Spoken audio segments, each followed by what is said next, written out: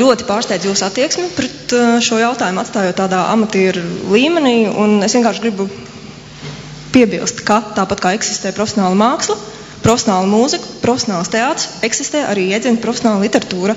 Un, lai būtu konkrēti, tad netaptu ne Ikstenes, ne Ābeles, ne Repšas romāni, ja viņas strādātu skolā par latviešu skolotājām, ar šo slodzi, ar šo skolotāju algu, atnāktu no darba mājā, labot burtnīcu, un tad varbūt sestdienā rakstītu kaut vienu romānu latviešu literatūrā.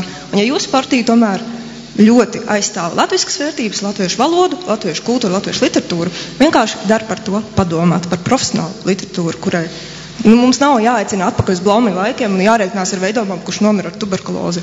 Jāveicina, lai tad visa latviešu literāti apmirst. Es varbūt atbildēšu, jā. Acīm redzot, tas, kā mēs katrs gribam uztvert to, ko mēs sadzirdam, ir tas, ka kultūra kapitāls ir forma, kā var atbalstīt šādu radošu procesu ar iznākumu nākotnē. Un mēs zinām, ka vairāk autori nav apmierināti ar šo. Ir cilvēki, kas tiešām saņem regulārs finansējums, ir cilvēki, kas nesaņem un arī pret to protestē. Naudas ir tik, cik ir. Diemžēl mēs varam stāstīt un domāt, bet man absolūti nav tāda attieksme, kā jūs šobrīd te mēģinājāt. Paldies, Lais kundze.